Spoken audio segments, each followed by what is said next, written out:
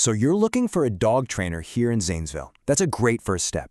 In the next few minutes, we're going to cover all the bases, from training styles and what it costs, to the really important questions you should be asking. Let's make sure you find a great fit. You know, the whole goal here is to help your dog become a great companion, someone who can comfortably join you anywhere in town. Just think about it.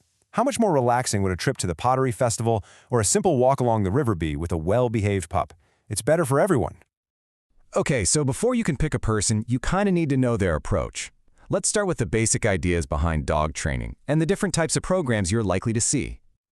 You're going to hear this term a lot, positive reinforcement. All it really means is that the training focuses on rewarding your dog for doing the right thing. This helps build a really strong bond and teaches your dog to trust you. You end up with a confident dog who actually wants to work with you. So you'll generally run into two main setups. First, you've got group classes. These are awesome for socializing puppies and for practicing commands with the distraction of other dogs around. They're also usually more budget-friendly. Then you have private sessions. This is where you get that one-on-one attention to fix specific problems, like your dog jumping on guests or stealing food off the counter. And there's a third option, which is board and train. This is where your dog actually goes to live with the trainer for a couple of weeks for some really intensive work. Now, the key thing here is that your follow-through is everything. The training really begins when your dog comes home and you have to learn how to keep up with all their new skills. All right, now that you know about the different styles of training, let's talk about the who. How can you tell if a trainer is a qualified professional who really knows their stuff? You might see a bunch of letters after a trainer's name like CPDT, KA, or KPA, CTP. These are a really good sign. It means that the person has passed some serious exams and is committed to staying educated on modern, humane training methods. It shows a real professional dedication.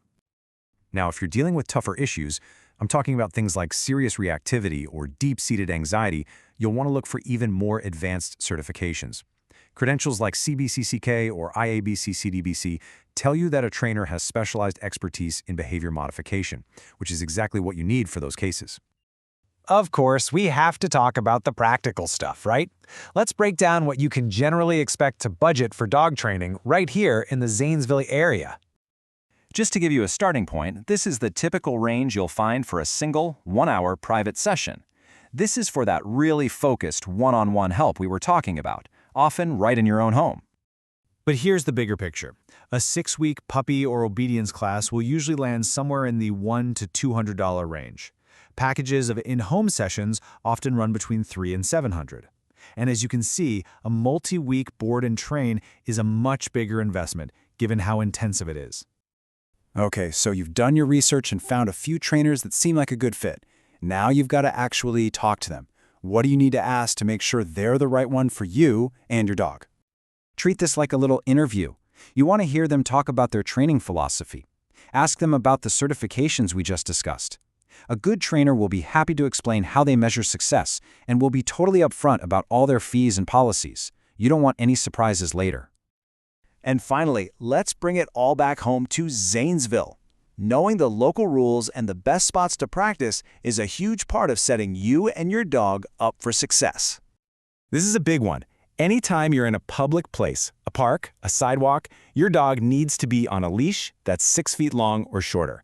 This is exactly why practicing good leash manners is one of the best skills you can teach. It makes every walk so much more pleasant. And this is a state law, so it applies everywhere in Ohio.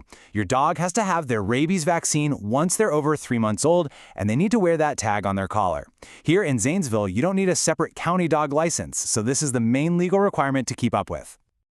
Once you start learning things, you need places to practice. The Zanesville Dog Park is a perfect, safe spot to work on recall since it's all fenced in.